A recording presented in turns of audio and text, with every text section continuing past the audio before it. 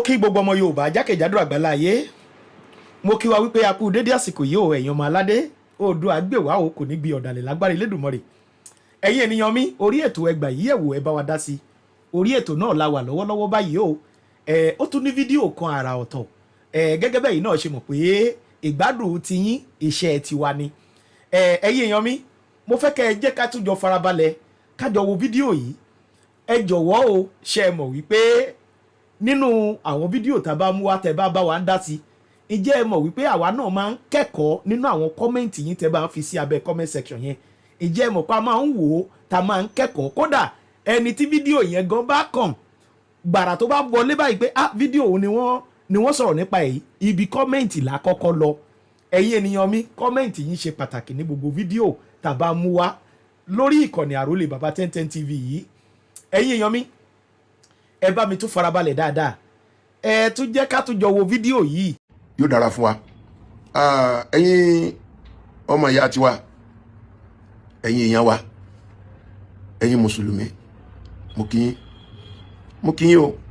gbogbo ẹ̀yin ọ̀jọ̀gbọ́n ọlọ́gbọ́n onílàákàyè gbogbo yín ni mo kí. mo ní ìbéèrè kan ẹ jọ̀ọ́ sà ẹ jọ̀ọ́ mà mùsùlùmí à ń pè ẹ̀sìn ní ẹ̀sìn àlàáfíà bọ́tí ọ̀pọ̀ gbà tí kéèsì kan bá ṣẹlẹ̀ tí wàhálà kan bá ṣẹlẹ̀ a rí pé a kì í lo àlàáfíà láti treat ẹ̀ kí ló dé. Number 2 èpè ìbínú ọ̀rọ̀ òdì ó ṣe jẹ́ la fi máa ń yanjú nǹkan. ọlọ́wọ́ lálà ṣe rẹ̀ àwọn àfáà ni wọ́n ń jáde bẹ́ẹ̀ ló bá tẹ̀ wá gbé ọ tó sì wí wọ́n ló wí a word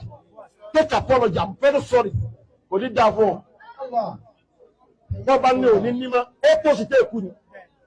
Amẹ́ríkà tí wọ́n ní kò sọ́lọ́ wọ́n ti bọ́lọ́ nísìn owó tí bá mu ti wà látọ̀dọ̀ Ọlọ́run ti wà ojú aburú tó rọ̀ Amẹ́ríkà yóò sọ sínú lẹ́yìn tọmọtọmọ. ṣé ẹni tẹ́ ń tẹ̀lé àbí ẹ̀kọ́ Islam kò tiẹ̀ yọ̀ǹda sùúrù rárá ni bóyá ìdáhùn lè wà fún ìbéèrè yẹn lórí ọ̀rọ̀ Kwa1 K1 the ultimate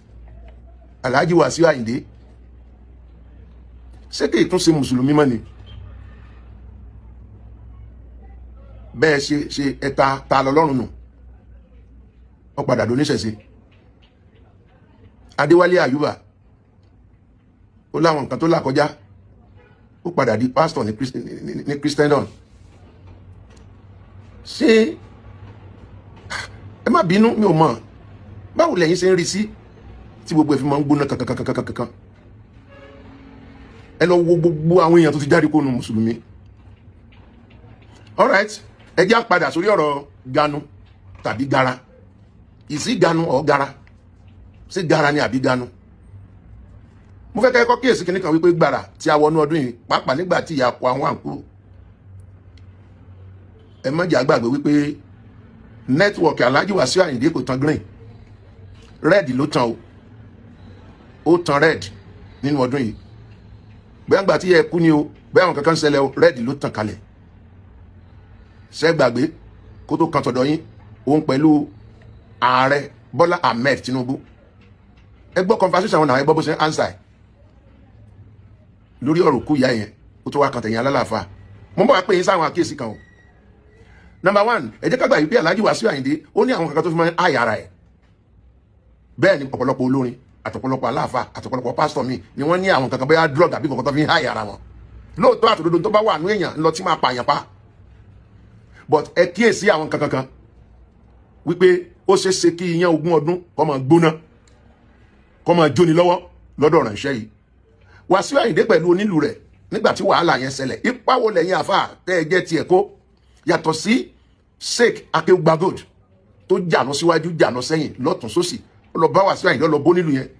ọ̀rọ̀ wo ni Ganu sọ ní orí íńtánẹ́ẹ̀tì sẹ́mà kó ti mú àwọn gbólóhùn yẹn dání sá gbogbo nǹkan tèmi àti yín Ganu sí èmi náà mọ̀ Ganu sí ńgbà yẹn àjọ Ganu sí mọ̀ ni abẹ́ ti gbàgbé ni àjọ Ganu sọ̀rọ̀ Wasiu Ayinde ni nígbọ̀rọ̀ nílùú ẹ̀ ipa wo la kó that is number 1. Number 2 pẹ̀lú oyè olórí ọmọọba Ìjẹ̀bú tó jẹ kí la Ganu sí lọ́jọ́ yẹn lákòókò yẹn alo ti dẹ́lẹ́bọ ti jáde kó nu Islam kò sí nǹkan tó máa ṣe tẹ́ máa débẹ̀ mọ́ ó di méjì. Number 3 ó fẹ́ ìyàwó kékeré kan gbà kan tí wọ́n ní issue ọ̀pọ̀lọpọ̀ bọ́ sórí mídíà àgànù sí. Number 4 cameraman kan ní pati Alhaji Wasiu Ayinde bínú fún ní ìgbàrí àbí gbàtí ni gbogbo wa laganu sí oríṣiríṣi àwọn àṣìṣe ẹ̀ laganu sí. Ìyẹ́ ẹ̀ wá kú bóyá ó ti mark ojú ọ̀pọ̀lọpọ̀ wa tá a sọ̀rọ̀ sí lọ́jọ́ yẹn àwa débẹ̀ àkọ́kọ́ nìyẹn bóyá ìyẹn 20 ọdún gbóná nínú rẹ̀. Ẹlẹ́ẹ̀kejì ni wípé ẹ kíyèsí àwọn nǹkan kankan lótìtọ́ àti òdodo Wasiu Ayinde lójú wa ẹ lè rò pé kò gbọ́n tàbí kò mọ̀rọ̀ sọ ẹ má jẹ́ ká rò bẹ́ẹ̀ rárá o. Ẹ gbọ́ bó ṣe gbé ọ̀rọ̀ kalẹ̀ àáfàá lẹni tó pè wọlé tó ń bá sọ̀rọ̀ yẹn ẹ rí tẹ̀sùbá lọ́wọ́ rẹ̀ tí ó bá ń sàfà yọ jẹ́ mùsùlùmí wọ́n jọ ń jókòó gbèrò báwo ni program ṣe máa lọ. Àwọn tó ju ẹni yẹn lọ wọ́n wà níta tí wọ́n jókòó síbẹ̀ Ọlọ́run ló mọ iye wákàtí àbọ̀jọ́ àbígbà tí wọ́n ti dé sí ìta níbẹ̀ kẹ́ni yẹn tó pè wọlé pé báwo ni program ṣe máa lọ. Nínú ẹ̀ ni gbólóhùn yẹn ti jáde wípé ilé bàbá mi ní Pọ̀tẹ́ wà ń bẹ̀ àwọn àáfàá àwọn ò lọ síbẹ̀ ó wíire o tí ò bá jẹ́ owó rẹ̀ lẹ́tẹ̀bàtì ìyá ẹ̀ ló kú òun ti dẹlẹ́bọ tàbá àti foríjìn àti wẹ̀ padà sínú Islam anyhow bí ṣe wá wù kó lè rí sí kò yẹ kẹ́ ẹ kẹ́sẹ̀ délé ibi tí ìyá yẹn ṣe ìyàwó sí.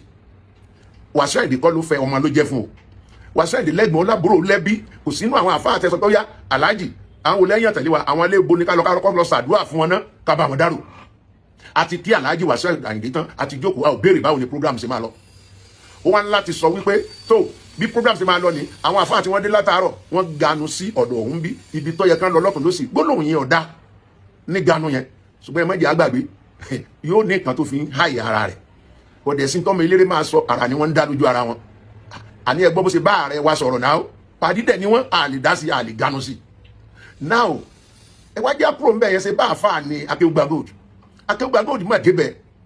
ẹ wò bó ṣe bá sọ̀rọ̀ gbogbo bí ìyá ẹ̀ ṣe máa ń ṣe sí Akéwùgbà Gold ẹ má jìnnà sí wa àfáà ẹ má jìnnà sí wa tó bá kú bí kan tó kù díẹ̀ káàtó ẹ pè wá sákìyèsí ó ti rí àwọn nǹkan kan níta yẹn tí ò dáa kàkà tẹ wá wò pé báwo la ṣe treat kéèsì yẹn even ṣe kọ́rọ̀ olókùn ìlọ́nlẹ̀ ká wá call into order àbí ká pé èèyàn méjì mẹ́ta ká pé lọ sí ibì kan ká bá sọ̀rọ̀ ẹ wá gbé máìkì lé lọ́wọ́ ní gbangba pé kó máa tender apology lẹ́yìn tó jẹ́ pé ọ̀pọ̀lọpọ̀ dẹ̀ ti blast ẹ lórí mídíà tó náà dẹ̀ ń gbọ́ táwọn èèyàn ń gbọ́ lórí gbólóhùn yẹn ẹni kó tender apology kí ló dé tá a lè fi sùúrù yanjú àwọn ọmọ tiwa that is my question kí ló dé tá a jogún sùúrù rárá ọ̀pọ̀lọpọ̀ á lérí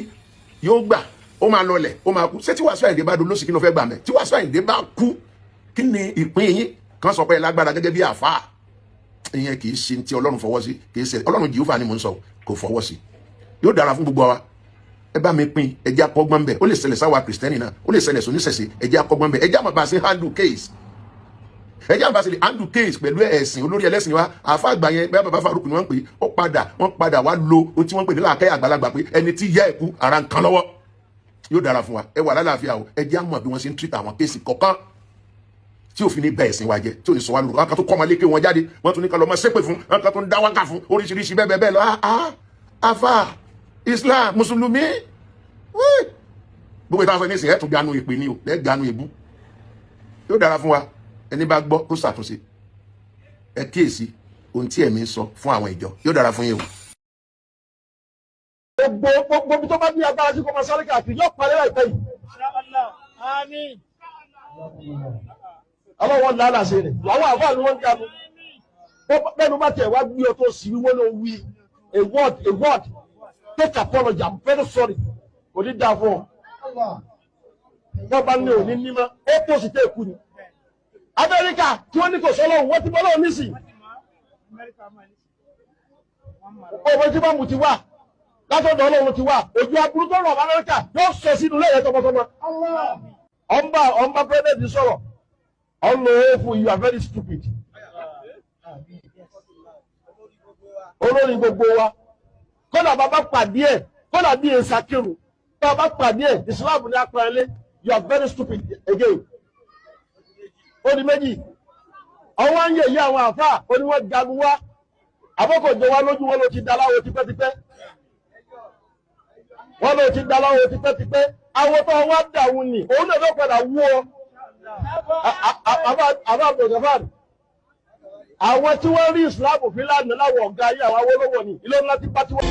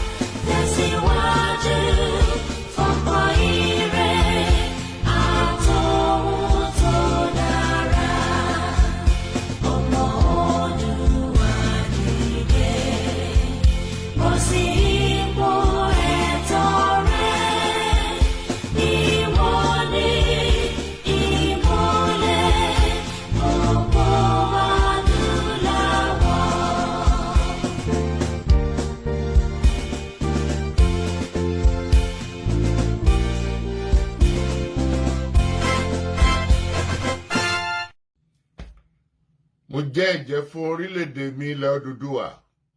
tó ń ṣàn fún wàrà àti fún oyin,